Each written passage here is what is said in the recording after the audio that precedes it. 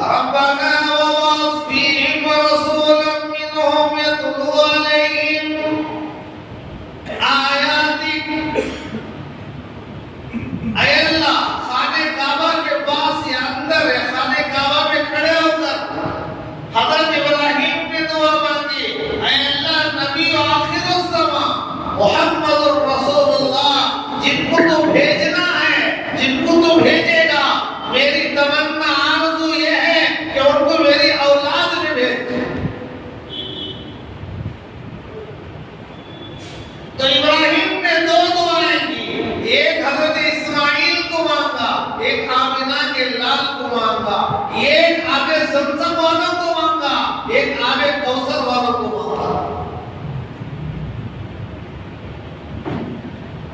समसम या दुनिया में है, कौसर जन्नत में।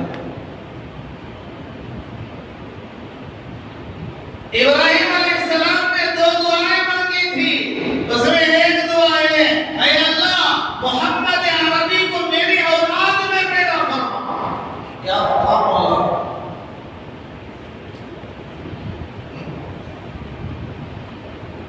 हमारे दिलों में हकीकत में नबी की मोहब्बत नहीं है,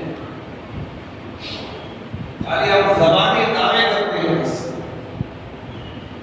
हम किसकी उम्मत में, वो तो सोचे। रिवायात में आता है हजरत आदम ने दुआ की, हजरत आदम अबुल बशर, सारी इंसानियत के अब्बा हजरत आदम दुआ कर रहे हैं, ऐ अल्लाह कल क़यामत के दिन मुझे मोहम्मदुर रसूलुल्लाह के साथ खड़ा करना।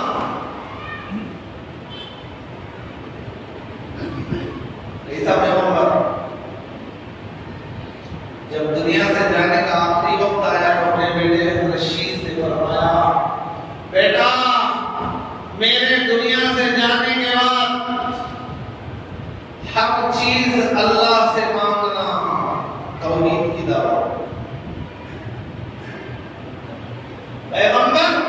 पैगंबर को अपने बच्चों की भी फिक्र है कि मेरे बाद माता बुदूर मिन बादी, हज़रत याकूब ने भी अपने बच्चों से पूछा था, मेरे बच्चों मेरे जाने के बाद तुम किसकी इबादत करोगे? आज हमें अपने बच्चों का क्या नहीं है, नमाज पढ़े ना पढ़े, रोजा रखे ना रखे, दीनी मजलिसों में बैठे ना बैठे, दरूद आ रहा है नहीं आ रहा है, अत्तहियात आ रही नहीं आ रही, कलीमा आ रहा है या नहीं आ रहा है, क्या हाल होगा इसका? मेरे बाद किस रूट पर जाएगा, कहां जाएगा? कुछ फिक्र नहीं, बस कमाओ, प्रॉपर्टी बनाओ, माल जमाओ, हराम का हो या हलाल का हो, जमा करके जाओ, यही कामयाबी है।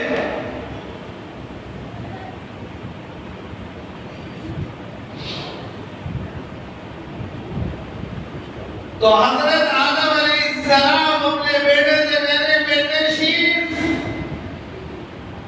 मेरे दुनिया से जाने के बाद हर चीज अल्लाह से मांगना, अगर दुआ कबूल ना हुई तो मोहम्मद पर दरूद भेजना।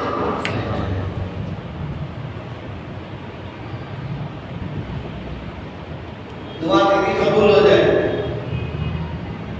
हज़रत शीश कहने लगे, अब्बा मोहम्मद तो भी बाद में आने वाले थे, मैं तो पहले हूँ।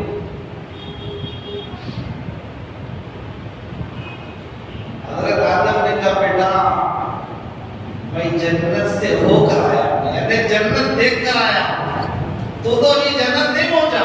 हज़रत आदम कहाँ पैदा करके अल्लाह ने कहाँ भेजा था? जन्नत में। जाओ खाओ पियो ऐश करो, रहो आराम से रहो, वला तक़रबा हाज़िही शजरा, इस दरख्त के करीब मत जाना, सारी जन्नत तुम्हारी है, सारी नेमतें तुम्हारी, जो चाहे खाओ, जहां चाहे जाओ, लेकिन इस दरख्त के करीब नहीं जाना। हज़रत आदम जन्नत से होकर आए थे, देख कर आए थे, कहने लगे, बेटा शीश तुझे मालूम नहीं, मैंने जन्नत को देख कर आया है, जन्नत से होकर आया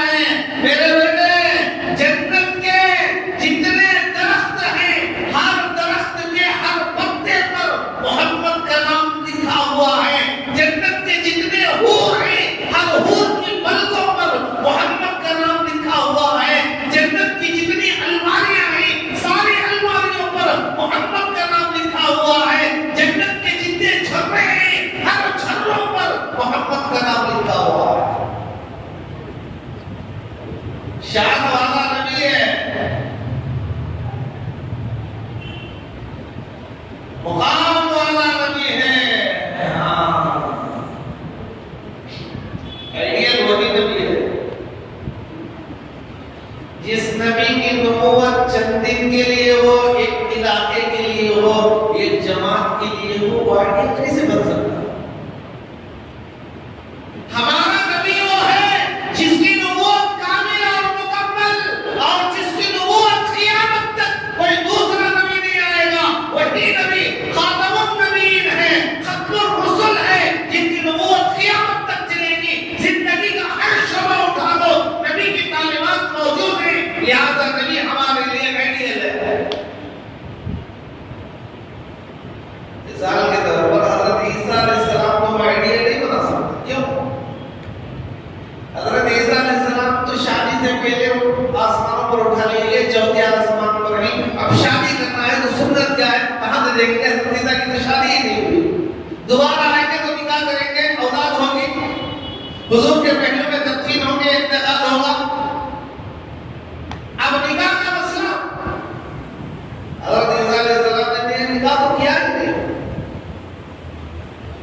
जिंदगी का हर शोबा में तालीमात हो तो हमारे नबी की जिंदगी है। हमारा नबी आइडियल है इसलिए कि उसकी नबूवत क़यामत तक है, सारे आलम के लिए नबी है।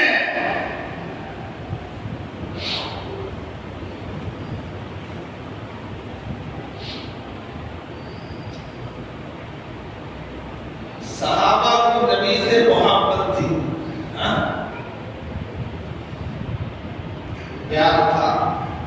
जब याद आते तो फौरन हुजूर के पास आते, हुजूर की ज़ियारत दीदार करते, ज़ियारत करते, तसल्ली होती है। एक सहाबी आए, आकर कहने लगे, या रसूलल्लाह,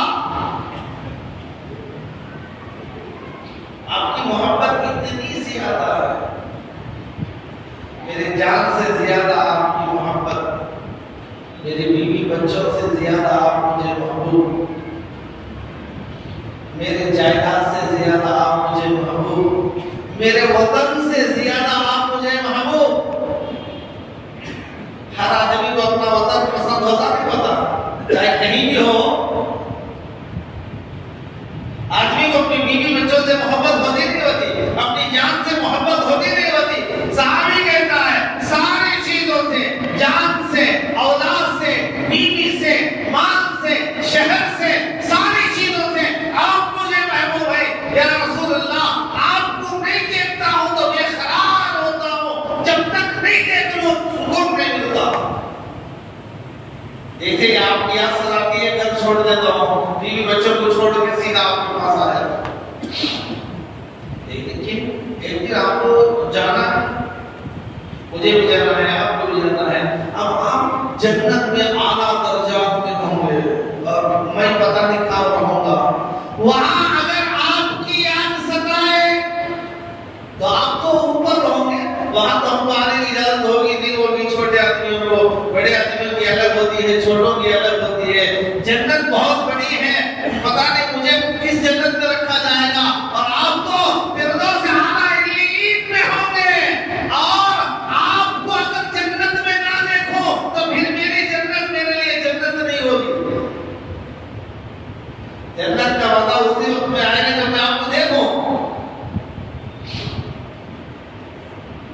तो फिर मेरा वहां क्या हाल होगा? दुनिया में तो देख लेता हूं, वहां क्या हाल होगा? आप कहीं होंगे, मैं कहीं होगा। अगर अल्लाह के रसूल ने कोई जवाब नहीं दिया, जिब्रील आ गए, वही ने रसूल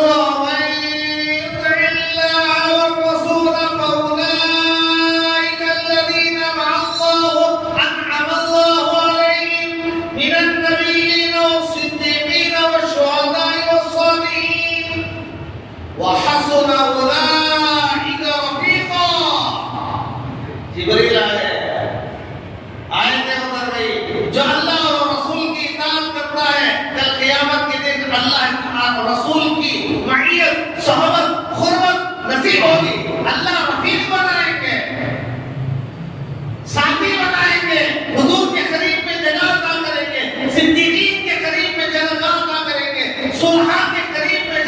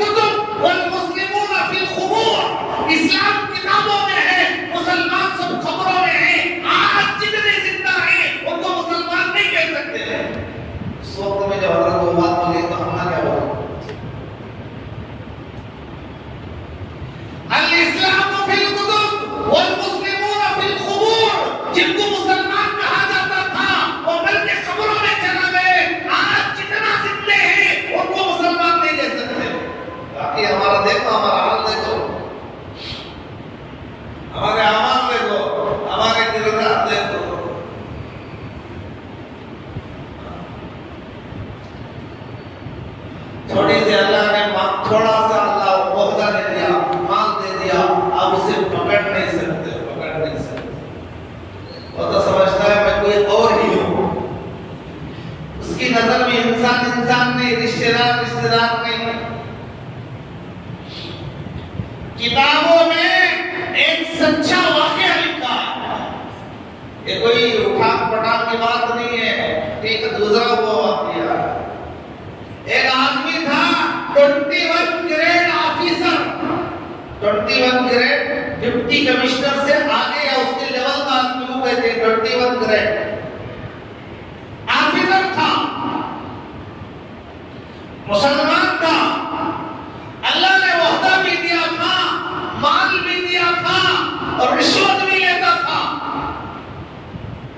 उसने घर बनाने के लिए जगह खरीदा, फ्लैट खरीदा, मस्जिद के करीब घर बना दिया। जहां जब वो उसमें रहने लगा तो फजर में अजान होती है, अल्लाहु अकबर अल्लाहु अकबर। अजान किसे होती तो किसे भाई, किसके लिए? मुसलमानों के लिए। अजान किसके लिए? मुसलमानों के लिए।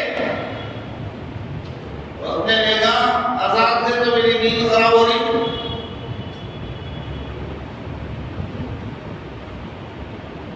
मुसलमान आजकल ऐसा मुसलमान हो रहा है, मस्जिद के करीब रहना पसंद नहीं करता, मंदिर के करीब रहना पसंद करता। मुसलमानों के इलाके उसे अच्छे नहीं दिखते। पेशाब पीने वालों के इलाके और घर अच्छे नजर आते हैं,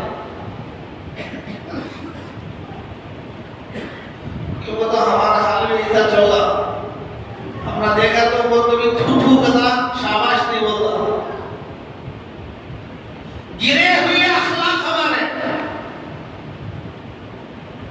कोई भी लेन में देखो एकदम नीचे। हालांकि सबसे ऊपर होना चाहिए। हमारी चीजें दूसरे फॉलो कर रहे हैं, हमें दूसरों के फॉलो कर रहे हैं, दूसरे सुन्नत को फॉलो कर रहे हैं, बैठकर खाना खा रहे हैं, या हमारा पैंट में पेशाब करने वाला खड़े होकर खा रहा है, वो पैसे एकदम मरने के लिए जा रहा है। इतने लोग जो इस्लाम को फॉलो कर रहे हैं, मुसलमान को नहीं लेकिन इस्लाम को फॉलो कर रहे हैं, क्यों? उसको वो फायदा नजर आ रहा है, वो फायदे के लिए। और हम अल्लाह का इतना बड़ा एहसान मुसलमान बनाया, उस नबी की उम्मत में बनाया जिस नबी के बारे में हजरत आदम दुआ कर रहे, ऐ अल्लाह कल क़यामत के दिन मुझे मुहम्मद रसूलुल्लाह के साथ खड़ा करना, पैगंबर के साथ।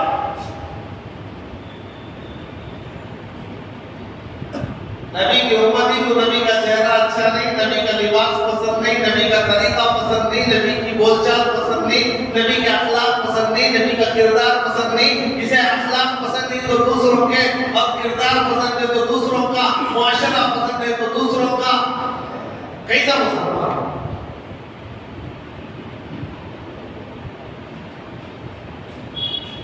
अल्लाह ने थोड़ा दिया तो दिमाग फिर जाता है आदमी का। दूसरे दिन मुअज्जिन को बुलाया, कहा अजान लाउड स्पीकर में मत दो, मेरी नींद खराब होती है। कौन बोल रहा है? कोई घंटा हिलाने वाला नहीं, मुसलमान जिसके पैदा होते एक कान में अजान, एक कान में अजान, एक कान में इकामत, एक कान में अजान, एक कान में इकामत। पैदा होते देखकर धूप नहीं मिलाया जाता उसे, पैदा होते ही खजूर शहद में दबाकर तहलील कराई जाती है, वही आवाज कान में अल्लाह की लगाई जाती है, सदा लगाते ही तो अल्लाह की तकबीर आवाज गूंजती है तो अल्लाह की। वो कह रहा है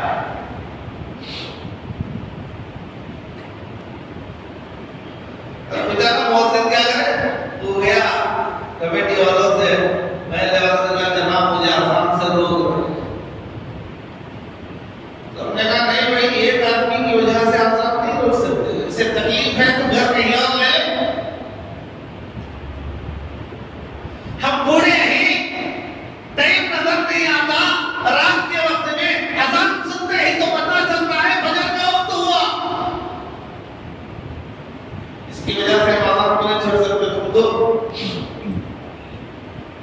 उसने दूसरे दिन देखा मेरे कहने के बावजूद भी इसने आसान नहीं रोकी, मेरी नींद में खलल हो रहा है, मुझे खराब, मेरी नींद खराब कर रहा है। उसने मौजूद को बुलाया और एक लगाया, एक तमाचा रसीद किया, इधर इसने मारा, उधर अल्लाह का फैसला और अल्लाह का निजाम हरकत में आया, हरकत में। अल्लाह की किताब बड़ी मजबूत होती है। इन्ना अज़ाबी लशदीद, इन्ना अज़ाबी लशदीद, मेरी पकड़ बड़ी मजबूत होती है। तुम्हारा माल तुम्हें मेरी पकड़ से नहीं छुड़ा सकता, तुम्हारा वहदा तुम्हें नहीं छुड़ा सकता, तुम्हारे रिश्तेदार तुम्हें नहीं छुड़ा सकते, तुम्हारी प्रॉपर्टियां तुम्हें नहीं छुड़ा सकते। मेरी पकड़ जब आती है तो दुनिया की कोई ताकत तुम्हें छुड़ा नहीं सकती। अल्लाह का निजाम बरकत में आया। हुआ क्या? जन्नत के बाद दोनों हाथों पर फालिज हो गया, हाथ ना उठ रही, ना हल रही, ना झुक रही, लकवा मार रहा, दोनों हाथ सीधे से लगते, कोई दम ही नहीं। 21 ग्रेड का ऑफिसर, अब देखा तो ये तो लिख नहीं सकता, काम नहीं कर सकते, छुट्टी करो, बेहतर हो कर दे। अब घर में बैठा है, घर वालों पर चला रहा है, जो खिदमत कर रहे हैं उन्हीं की तौहीन कर रहा है, बीवी को बुरा भला बच्चों के सामने कर रहा है। जो अखलाक का बिगड़ा हुआ होता वो तो बस हमेशा चलाने की कोशिश करता, हाथ तो काम नहीं कर रहे, जबान तो चल रही, जबान से तकलीफ दे रहा है। बीवी ने देखा, सहा, खिदमत किया, बेदार होकर एक बार कहने लगी, आप इतनी खिदमत करने के बावजूद बच्चों के सामने मुझे रुस्वा करते हो, जलील करते हो, तुम्हारा माल तुम्हें सलामत, तुम्हारा घर तुम्हें सलामत, मैं अपने पेके जा रही हूँ बच्चों के लिए और सीधा चला नहीं करता। कोई पकाने वाला नहीं, देखने वाला नहीं, घर लेकर क्या करेगा, बंगला रखकर क्या करेगा, कार रखकर क्या करेगा, ना हाथ नहीं कुछ नहीं।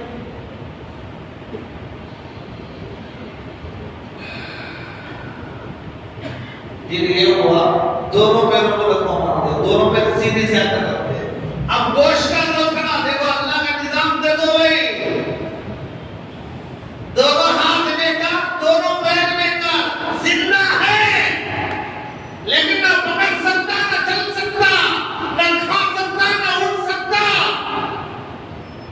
क्या खबर है आदम को, क्या खबर है बाबा की? तो जिंदी लाश है, शरीर में भाई रहता था, उसे रहम आया, उसने ले जाके घर में रखा, बीवी बच्चों से कहा खिदमत करो, मेरा बड़ा भाई है, खिदमत किए। लेकिन उसने वहां भी और लोगों की भी बुरा भला कहना शुरू कर दिया। भाई की बीवी कहने लगी, अगर घर बचाना है तो तुम्हारे भाई को छोड़ के आ जाओ, नहीं तो हम नहीं रहेंगे तुम्हारा साथ। भाई ने देखा, भाई को समझाने लगा, तुम ऐसा मत करो, जिसकी ज़बान खराब होती है वो हर एक को बुरा ही कहता है, अच्छी बात भी बोलेंगे तो उसे अच्छा नहीं लगेगा। उसने डांट डपट शुरू कर दी, तो भाई ने पलट के साथ उठाया और सड़क और रोड पर रख दिया। कोई पूछने वाला नहीं, कोई देने वाला नहीं, कोई खिलाने वाला नहीं। 21 ग्रेड का ऑफिसर जबान चल रही है, उसने रास्ते से जाने वालों को पुकार रहा है, मुझे कुछ खिला दो, मुझे कुछ पिला दो। एक रोटी का मोहताज, एक लुकमे का मोहताज, एक गिलास पानी का मोहताज। एक कॉलेज जाने वाला बच्चा एक 50 रुपए की नोट डाल कर जा रहा था, उसने कहा बेटा मैं ये 50 लेकर क्या करूं, मुझे तो रोटी की जरूरत है। ये 50 लेकर मैं क्या करूं, मैं लेके जाके खरीद के नहीं आ सकता, ना मेरे पैर काम कर रहे, ना मेरे हाथ काम कर रहे, मुझे तो रोटी चाहिए, जरा रोटी ला दो। वरना समाजत करने लगा, तो उस बच्चे ने गया रोटी ला कर दे दिया, ले खा लो। उसने कहा बेटे ना मेरे हाथ काम करते, ना मेरे पैर काम करते, मुझे लुकमा करके खिला दो। उसने कहा मुझे तो कॉलेज का टाइम हो रहा है, कॉलेज जाना है, मुझे तो खिलाने का मेरे पास नहीं है, तो उसने बड़ी लुजाजत से, बड़ी तमन्नाओं से, बड़ी इल्तिजा करके कहा मेरे हाथ में पकड़ा दो। रोटी जब हाथ में रखी गई तो गिर गई है, हाथ में ताकत ही नहीं है। उसने कहा मेरे पैर के उंगलियों में पकड़ा दो। उसने पैर के उंगलियों में पकड़ा दिया और चला गया। अब देखो ये आदमी पैर के उंगलियों में पकड़ी हुई रोटी को मुंह से लोच के खा रहा है जैसे कुत्ता खाता है। देखो अल्लाह का निजाम। मेरे भाइयों, थोड़ी जायदाद पर अल्लाह को भूल जाने वालों, थोड़े माल पर अल्लाह से दूरी इख्तियार करने वालों, थोड़ी सी इज्जत पर मस्जिद से दूर हो जाने वालों, थोड़ी सी शोहरत पर घर के माहौल को यूरोपीय माहौल बनाने वालों, अपनी माँ बहनों की इज्जतों को, पर्दे को निकाल के बेहया करने वालों, जरा सोचिए अल्लाह की पकड़ जब आएगी तो कोई बचा नहीं सकता।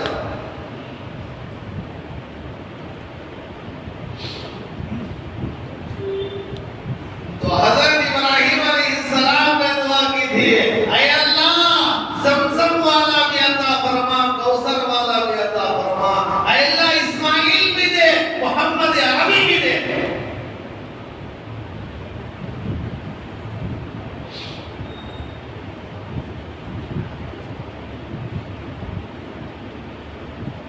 तो हमारे नबी के लिए हज़रत इब्राहिम ने दुआ, इसीलिए अल्लाह के रसूल ने फरमाया अना दावतु इब्राहिम,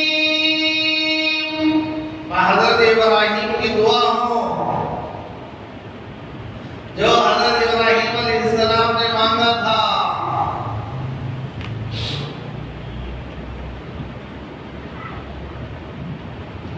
हज़रत इब्राहिम अलैहिस्सलाम के बेटे हज़रत इस्माइल अलैहिस्सलाम के बेटे हज़रत इब्राहिम के दो बेटे इसहाक अलैहिस्सलाम की औलाद में 18,000 अंबिया आए। हज़रत इस्माइल अलैहिस्सलाम के नस्ल में एक ही नबी आए। हज़रत इस्माइल अलैहिस्सलाम की औलाद मुख्तलिफ इलाकों में फैली हुई थी, यमन में, ताइफ में, दौलतुल जंगल में, मदीने में, मक्के में, तबूक में। अब किसकी औलाद में आए? ये सब हज़रत इस्माइल अलैहिस्सलाम की औलाद है। अल्लाह ने कहा इस्माइल का जो लड़का मक्के में है उन्हीं की नस्ल से हुजूर आएंगे, उन्हीं की नस्ल से।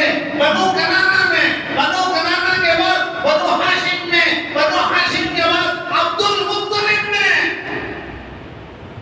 देखो अल्लाह ने कैसा चुना है हमारा नबी।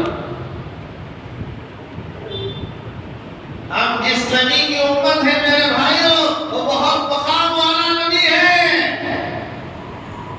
बहुत मकाम वाला नबी है, बहुत मकाम वाला नबी है।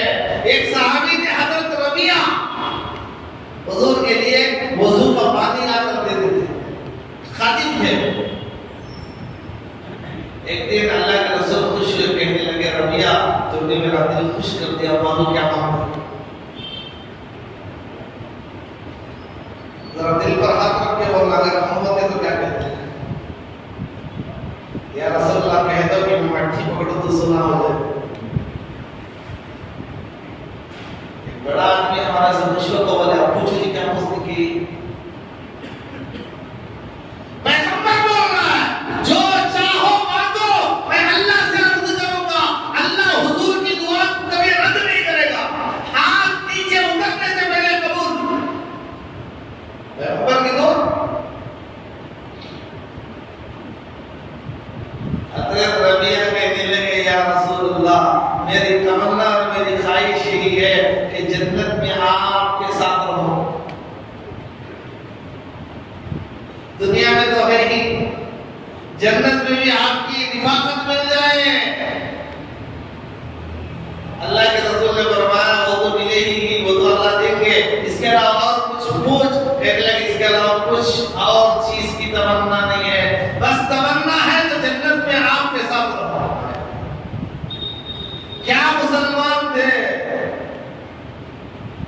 वो भी मुसलमान थे जमाने में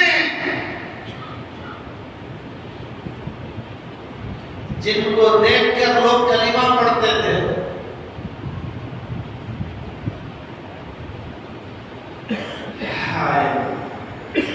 हज़रत उम्मे अम्मारा सहाबिया थी, जंग में खिदमत करती थी। वो अल्लाह के रसूल को कहने लगी, या रसूल अल्लाह, मेरे लिए दुआ कर दो, मेरे लिए एक दुआ कर दो। क्या दुआ करो? तो हज़रत उम्मे अम्मारा कहने लगी, या रसूल अल्लाह, जन्नत में आपके करीब रहने के लिए मेरे लिए दुआ कर दो।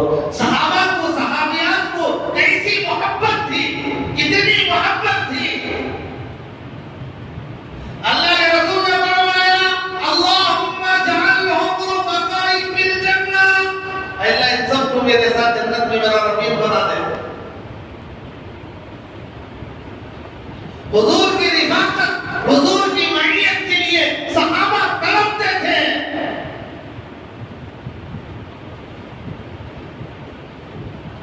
नाकदरी आज हमसे हो रही है भाई।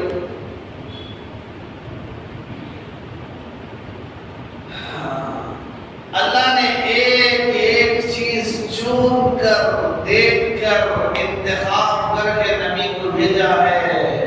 कबीलों को चुना।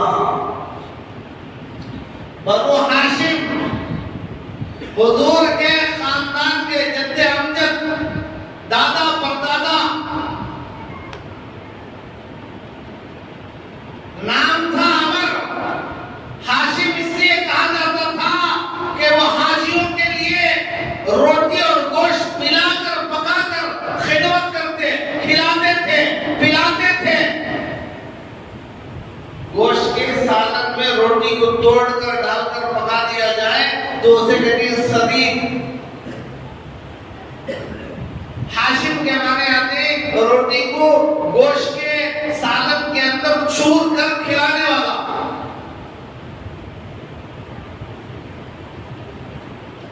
हाजियों की खिदमत करते थे हज़रत हाशिम। अल्लाह ने इनका इंतखाब किया इनके खानदान में से और इनकी नस्ल में से। फिर उनमें से अब्दुल मुत्तलिब, अब्दुल मुत्तलिब हुजूर के दादा थे। हुजूर के दादा असल नाम था शैबा। शैबा, शैबा के माने शैबा क्यों रखा गया? जब पैदा हुई तो सर के बाल सफेद थे। आज 25 साल 30 साल में सफेद बाल आ रहे थे, तो कितनी सफेद बाल आ रही। हाँ भाई, जाना तो है सबको। यहाँ पैदाइश में सफेद बाल, बच्चा पैदा हो रहा है, सर के बाल सफेद हैं। शैबा, तो शैबा के माने आते हैं जिसके सर के बाल सफेद हो।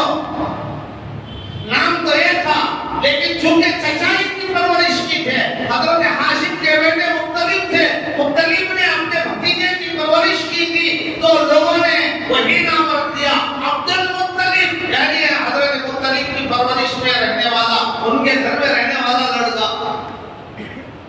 यही हुजूर के दादा अब्दुल मुत्तलिब। हज़रत अब्दुल मुत्तलिब के 12 बेटे। अब 12 बेटों में से कौन कौन होंगे? हुजूर के वालिद कौन होंगे भाई? कौन होंगे? अल्लाह ने इंतखाब किया, मेरे हबीब का जो वालिद होगा उसका नाम अब्दुल्लाह होगा।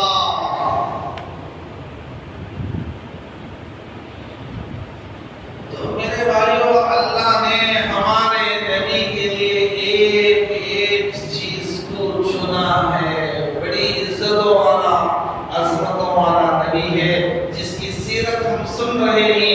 और सीरत को अपनाने की तमन्ना करो, इरादा करो, अज़ाइम करो। सिर्फ सुनकर, कानों का मजा लेकर मस्जिद के अंदर तक था, बाहर निकलने के बाद कानों से निकाल दिए, तो ये सुनना, इस तरह का सालों साल सुनना, साल का सुनना भी बेकार है, जाये हो जाएगा। इरादा करके सुनो, अपनी जिंदगी को बदलने के इरादे से सुनो। मेरी नबी की सीरत सुन रहा हूँ, मैं उनको अपनी जिंदगी में लाऊंगा। हमारे नौजवान जब इरादा करेंगे तो फिर हर जगह आपको अल्लाह के वली ही नजर आए। हर जगह टोपी वाला, हर जगह दाढ़ी वाला, हर जगह इस्लामी मुआशरे वाला, जिसकी नजर नीचे, जिसके सर पर टोपी, नमाज का पाबंद, अजान पर मस्जिदें भर रहे हैं। तो अब अल्लाह की मदद जरूर हो।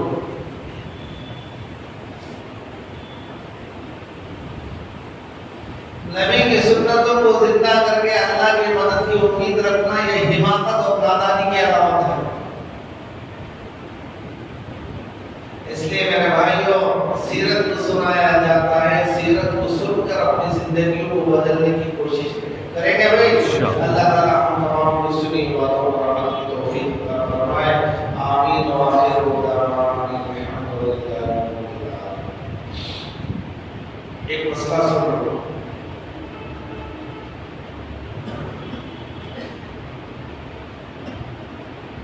पहला मसला ये है कि लोग पूछते हैं हजरत आदम का निकाह कहाँ हुआ और उनका महर कितना था। ये जरूरत नहीं, सो सवाल है, जरूरत ही नहीं है। न खबर में सवाल होगा, न मैदान महशर में सवाल होगा। पता हजरत आदम का निकाह कब हुआ था, किसने पढ़ाया, महर कितना था, न फरिश्ते पूछेंगे, न खबर में पूछेंगे, न आयशा में पूछेंगे। क्यों सवाल कर रहा है भाई?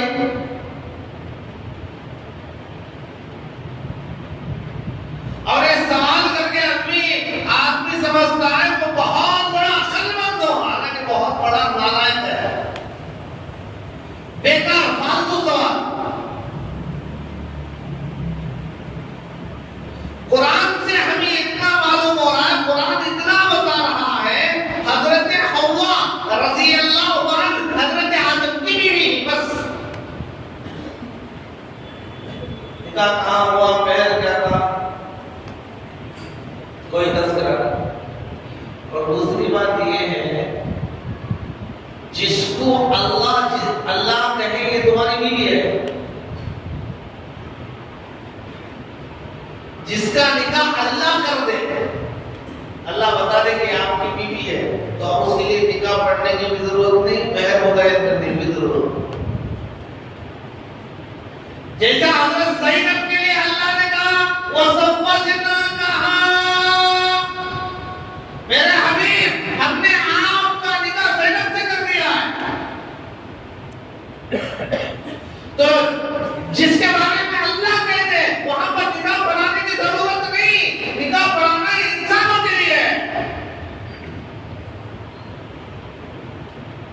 तो लिहाजा ऐसे फालतू सवालों में नहीं पड़ना चाहिए, ऐसे सवाल पूछो जो काम आए।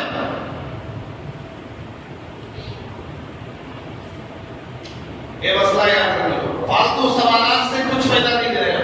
ऐसे लोग पूछते हैं असहाबे कहफ के कुत्ते का रंग क्या था, तुझे क्या लेकर, तुझे क्या करना है रंग से, धोकर बिना या वैसे कलर का शर्ट सिलाना, ये शराई सिलाना, लुंगी लेकर पहनना, क्या जरूरत है कलर की? सवाल करे तो ऐसा। खैर अल्लाह हमें सही समझ रहा। दूसरा मसला, बिल्ली और कुत्ते की खरीद और फरोख्त करना कैसा है? बिल्ली को बेचना, खरीदना, कुत्ते को बेचना, खरीदना, इसका क्या हुक्म है? लोग कर रहे नहीं कर रहे? फजर की नमाज को नहीं आया तो भी अगर अल्लाह सफरा भी माल दे दिया तो अपने निकर पहन लेता है, ना तक निकर पहन लेगो, चेन पकड़ लेगो, कुत्ते को गले में डाल लेकर फिरता रहता, बोले कहाँ पेशाब करता तो हम करता, बोले टांग उठाता, इन्हें क्या उठाता, मालूम नहीं क्या उठाता। देखो दो कदम आगे बढ़ाकर मस्जिद के अंदर आने की इजाजत नहीं होती, कुत्ते की ड्यूटी पेशाब कराने के लिए ले जा रहा है, निकर पहनकर। क्या जाहिर कर रहा है? मैं करोड़पति, मैं मरा तो मेरे रूल लेने के वास्ते कुत्ते जैसा फरिश्ता जाता, कुत्तों की रूल लेने वाला फरिश्ता आता।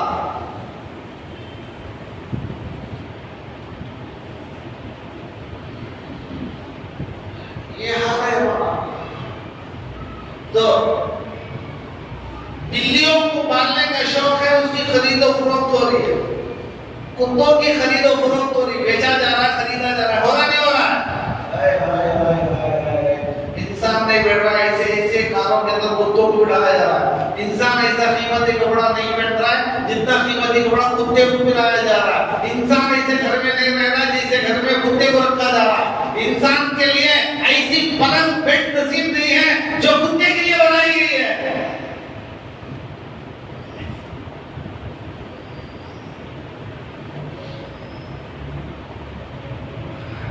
तो उलमा ने लिखा है बिल्लियों का खरीदना और बेचना। बिल्ली पाल सकता है, घरेलू जानवर है, अगर तुम्हारा दिल चाहता है तो पाल लो, कोई हराम जानवर नहीं है। दिल नहीं चाह रहा है तो पालना कोई वाजिब फर्ज है? फर्ज और वाजिब नहीं है। दिल चाह रहा है पाल लो, पाल सकता है, घरेलू जानवर है। एक फायदा क्या? एक फायदा यह है बिल्ली घर में रहेंगे तो चूहे खत्म हो जाएंगे। तो फायदा बन गया। हर वो जानवर जिससे नफा हासिल होता हो उसकी खरीदो फरोख्त जायज।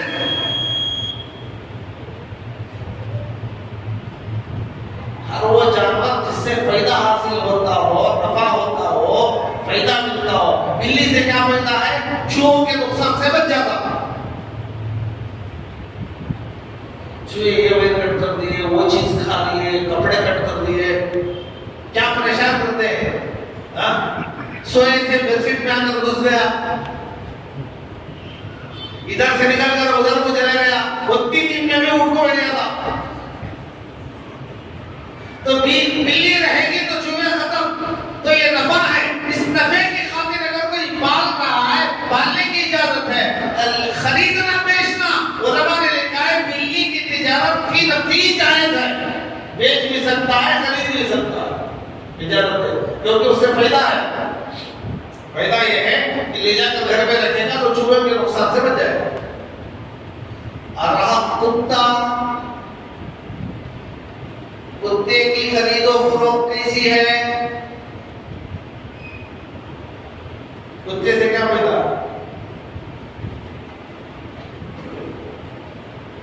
उलमा ने लिखा है अगर कुत्ता महल की बहुत बड़ा मालदार आदमी है, हिफाजत के लिए कुत्ते को खरीद रहा है, गेस्ट हाउस है, बहुत बड़ा महल है, ताजमहल बना दिया है, हमेशा लुटेरों का, डाकुओं का, चोरों का खतरा है, हिफाजत होना है, तो कुत्ता खरीद लिया। बहुत बड़ा गार्डन है, मैंगो गार्डन, उस बाग के अंदर बाग में चोर आकर चुराने का अंदेशा है, आम तोड़ के ले चले जाएंगे, बाग की चीजों को नुकसान पहुंचा देंगे। तो सारे बाग में चक्कर लगाने के लिए कुत्ते को खरीद कर खुला छोड़ दिया, हिफाजत की खातिर। या शिकार के लिए कुत्ता खरीदा है, शिकार करता है मालिक के लिए, खाता नहीं हो, खाली पकड़ को दे देता। अगर इन चीजों के वास्ते अगर कुत्ता खरीद रहा है तो इजाजत। घर की हिफाजत के लिए, बाग की हिफाजत के लिए या शिकार के लिए, इन चीजों के लिए अगर खरीद रहा है तो उसकी इजाजत है। उसे पेशाब कराने के लिए, पाखाना कराने के लिए और शौक में फिराने के लिए खरीद रहा है, हराम है। ये 3 चीजों के अलावा दूसरी चीजों के लिए न कुत्ते के खरीदने की इजाजत है, न बेचने की इजाजत है। हराम जानवर है, उसकी इजाजत ही नहीं है। अल्लाह हम सबको अमल की तौफीक अता फरमाए और सही समझ अता फरमाए। और आप लोगों से बहुत दरख्वास्त है कि